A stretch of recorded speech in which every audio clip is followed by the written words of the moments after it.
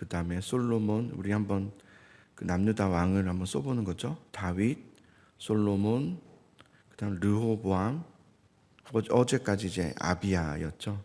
다윗, 그리고 그 아들 솔로몬, 그의 아들 르호보암, 그리고 그의 아들 아비야.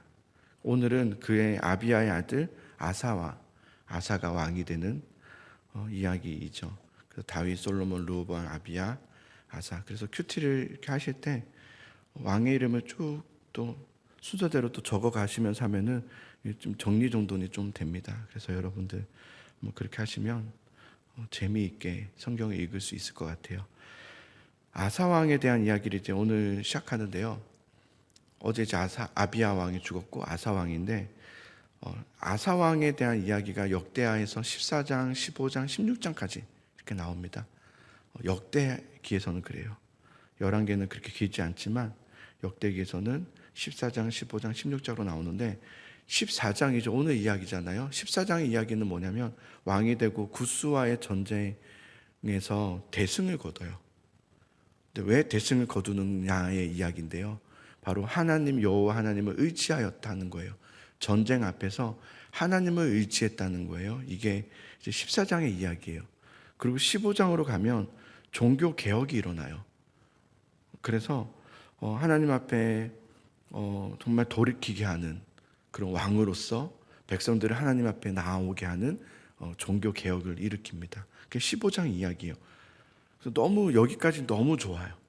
너무 좋아요. 그런데 16장으로 넘어가서는 구스와의 전쟁의 첫 번째 14장의 첫 번째 전쟁이었고 16장에서는 두 번째 전쟁이 일어나는데 참 너무 좋아서였을까요? 하나님을 의지하지 않아요. 하나님을 찾지 않아요. 경험과 방법을 의지해요. 그래서 그렇게 하려다가 선지자로 인해서 질책을 받습니다. 선지자에게 혼이 나죠. 한마디 들어요. 자, 그런데 선지자의 질책에도 불구하고 이 아사는 듣지 않습니다. 회개하지 않고 돌이키지 않아요. 어떻게 하냐면 선지자를 옥에 가둬버립니다. 그리고 백성들이 핍박하고 하나님을 배반하고 그 이야기가 이제 16장의 이야기예요. 그래서 14장부터 16장까지 아사왕의 이야기는 우리에게 주는 메시지가 있는 거죠. 결국은 오늘 이제 14장으로 이제 우리 볼 텐데 아비야 왕이 죽고 아들 아사가 왕이 되었다. 그런데 1절을 한번 보십시오. 자, 1절에 의미가 있어요. 자, 1절에 있습니다. 같이 읽어요. 시작. 아비야가 그의 조상들과 함께 누움에 다윗성에 장사되고 그의 아들 아사가 대신하여 왕이 되니 그의 시대에 그의 땅이 10년 동안 평안하니라 그랬어요. 그러니까 아사 왕이 처음 10년은 매우 평화로웠다 이렇게 말해요. 용두삼이 처음은 좋았는데 결국은 어떻게 됩니까? 끝이 안 좋게 되는 이야기가 아사 왕의 이야기입니다. 그러니까 의도적으로 말해주는 것이고요. 우리에게도 이것은 좀 귀담아 들어야 될 말씀이에요. 이제 우리 좀 됐어. 우리 이제 좀 안전했어. 이제 안정화됐고 평안했어. 그때 조심해야 됩니다. 그때 조금만 더 침착하게, 조금 더 신중하게, 뭐든지 좀 더 낫다, 이제 좀 괜찮다 싶을 때 말 한마디, 어떤 결정 하나, 우리 어떤 선택 하나 정말 조심해야 되는 겁니다. 그때입니다. 그때. 사실은 여러분 위기일 때는요, 같이 하나 되는 것은 되게 쉽습니다. 위기니까 잘 모여지고요. 그런데 평안할 때는 안 모여집니다. 평안할 때는 하나 되는 것이 훨씬 더 어려워집니다. 그래서 우리가 이 아사의 14장부터 16장까지의 말씀을 우리가 전체적으로 보면서 14장의 말씀을 이렇게 들여다보면 훨씬 더 좋을 것 같아요. 자, 10년 동안, 앞에 10년 동안은 매우 평화로웠다 그랬는데요. 평안할 수 있었던 이유가 무엇인가를 우리가 알아야 되겠죠. 이게 가르침이겠죠. 자, 2절부터 5절까지를 봅니다. 자, 2절부터 5절입니다. 시작. 아사가 그의 하나님 여호와 보시기에 선과 정의를 행하여 이방 제단과 산당을 없애고 주상을 깨뜨리며 아세라상을 찢고 유다 사람에게 명하여 그 조상들의 하나님 여호와를 찾게 하며 그의 율법과 명령을 행하게 하고 또 유다 모든 성읍에서 산당과 태양상을 없애매 나라가 그 앞에서 평안함을 누리니라. 이게 이유죠. 평안함을 누렸던 이유, 여호와 보시기에 선과 정의를 행했다는 겁니다. 그리고 이방의 제단과 산당을 없애고 주상을 깨뜨리고 아세랑을 찍고, 그게 끝이 아니에요. 하나님께 돌아왔다는 거예요. 하나님의 말씀, 주의 명령을 행하고 구하고, 하나님 말씀은 어떻게 하라고 했지? 주님은 어떻게 하라고 했더라? 하면서 하나님께 기도하고, 하나님 어떻게 해야 되죠? 라고 기도하고 구하고 했다는 거예요. 하나님 어떻게 하라고 했더라? 하나님이 그때 뭐라고 했지? 내가 이 상황에 어떻게 하기를 원하신다고 하셨지? 라는 것을 성경에서 찾는 거예요. 성경을 묵상하는 거예요. 뭐라고 했더라? 에이, 뭐 그냥 하면 되지. 이렇게 그냥 쑥 넘어가는 게 아니라 뭐라고 했더라? 이때는 어떻게 하기를 원하실까? 라고 기도한다는 거예요. 그게 중요해요, 이게. 이렇게 하면 되지가 중요하지 않아요. 이렇게 하면 아무 문제 없어가 중요한 게 아니라 어떻게 해야 되지? 하나님은 정말 어떻게 하기를, 우리는 신앙생활 할 때 단순하게 한다는 게 뭐냐면 그냥 훅 훑어봐서 하는 게 아니라 사실은 우리의 복잡한 생각을 하지 말아야 돼. 그러나 한꺼풀 더 들어가서 깊이 묵상은 해야 돼요. 묵상하다. 이건 우리가 많이 배웠잖아요. 묵상하는 방법부터 해서. 큐티한다라는 것이 묵상한다는 뜻이잖아요. 이게 얼마나 중요한지. 목사님 이거 가지고 뭐 되겠습니까? 무슨 말씀이세요? 깊이 묵상하는 게 얼마나 중요한데요. 이 훈련이 얼마나 중요한데요. 말씀을 깊이 생각하고 묵상하고 어떻게 해야 되지? 하나님은 이럴 때 어떻게 하길 원하셨지? 라고 그것을 잠잠히 구하고 그런 거. 평안을 누릴 수 있었던 이유는 그거였어요. 묵상했다는 거예요. 하나님은 여러분 신실하게 믿음으로 사려는 자들에게 뭘 약속했는지 아십니까? 평안을 약속하셨어요. 신실한 믿음의 자녀들에게 평안을 약속하셨어요. 나의 율례와 법도와 규례를 지켜 행하라. 이 행하라는 것이 뭔지 말씀드렸잖아요. 의지하라는 거잖아요. 의지한다는 게 찾는다는 거잖아요. 하나님 어떻게 하죠? 어떻게 하라고 했죠? 나는 그냥 이렇게 하고 빨리 끝내고 일 처리하고 싶은데 주님은 대부분은 빨리 일 처리를 하지 않으세요. 우리가 그런 방식으로 하지 않으시거든요. 우리는 그런 방식을 추구하지만 하나님은 그렇게 하지 않고 깨닫게 하시죠. 그리고 하나님을 붙잡게 하시죠. 일 처리를 붙잡게 하시는 것이 아니라 하나님을 붙잡게 하시죠. 그런 방식으로 율례와 규례와 법도를 지킨다는 게 여러분 얼마나 지루한 일인지 아십니까? 믿음의 사람들은 아실 거예요. 그게 얼마나 지루한 일인지, 얼마나 더딘 일인지 아실 거예요. 답답한 일인지. 그냥 이렇게 하면 될 것을 굳이 말씀으로 돌아와서 하나님 어떡하죠? 이러고 있는 그 모습이 믿음이 없는 자들에게는 얼마나 답답해 보이는지. 그러나 믿음의 사람만 알죠. 그게 얼마나 옳은 길인지를 알죠. 늦어도 괜찮고 안 돼도 괜찮아요. 중요한 건 하나님 하고 기도하는 거. 하나님 어떻게 하기를 원하시죠? 라고 하는 그것이 얼마나 소중한 일인지를 믿음의 사람들은 알죠. 이걸 알죠. 교회라는 것은 그런 사람들이 모여서 함께 이 이야기를 나눌 수 있는 곳이어야 되는 거죠. 이게 같이 통하고 소통이 되면서 우리 같이 기도해 볼까요? 그럽시다. 이게 되고 이런 게 교회라는 것이죠. 좀 신중하게, 그죠? 하나님을 믿고 의지한다는 것은 또 하나는 뭐냐면 그만큼 여러분 버려야 할 것들이 있거든요.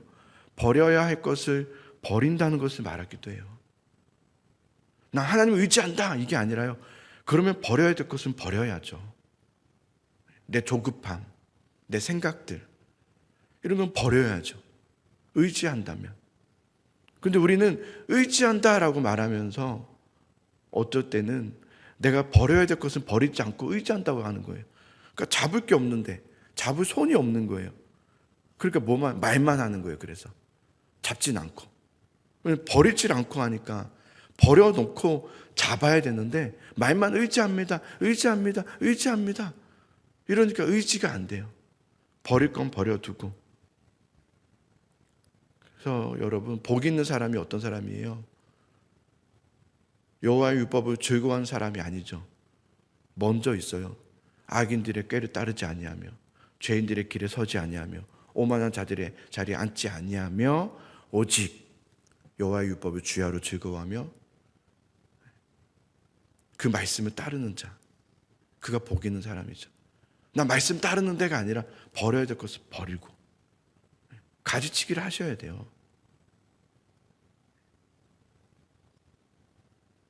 가지치기가 있어야 돼요. 하나님, 내가 이걸 버려야 됩니다. 버려요. 그러면서 주님을 따르는, 이래야 또 버려져요. 그래야 버려져요. 그래서 하나님의 사람들에게는 하나님이 평안을 주신다고 하셨어요. 평안을 주신다. 이미 하나님의 사람으로 부르심 받잖아요. 그러면 하나님의 평안을 누려요. 그래서 잘 보면 여러분, 이제 막 새신자들, 이제 막 예수님 믿은 사람들은 굉장히 기쁨을 누려요. 평안을 누려요. 왜냐하면 우리도 처음에 다 그랬을 거예요. 여러분도. 예수님 처음 믿을 때는 무엇이 약속되냐면 하나님의 사람들에게는 기본적으로 평안이 약속돼요. 평안이 약속. 이게 기본적으로 깔려요. 평안이. 그 가능성을 가지고 시작돼요. 믿음의 생활은. 근데 그 평안을 누리는 사람은 많지 없어요. 평안이라는 것은 그냥 웃고 다니는 걸 말하는 것이 아니라 하나님을 의지함에 나아가는 것이죠. 근데 왜 누리지 못하는가? 믿긴 믿어요, 하나님을. 믿는 건 맞아요. 안 믿는 것도 아니고 믿는 건 맞는데 버려야 할 것을 버리지 못한 거예요. 여전히 붙잡고 있는 거예요. 내려놔야 되는데 내려놓지 못하는 거예요. 믿긴 믿는데, 그러니까 그다음부터 뭘 하게 됐냐면 이제 말로만 하게 된 거예요. 말로만. 입술로만. 나중에 이스라엘이 그랬죠. 그래서 하나님께서 너희는 입술로만 공경한다고 그랬어요. 입술로만 공경한다. 그래서 하나님이 그 예배를 받지 않으시죠. 아무리 기도해도 안 들어요, 하나님이. 입술로만 하고 있으니 그런 거예요. 책망이 있으면 돌이켜 봐야 돼요. 뭔가 스톱이라고 누가 외치면, 마음에 누군가가 다 외쳐지면 하고 잠깐 멈춰서 생각해 봐야 돼요. 그리고 묵상해 봐야 돼요.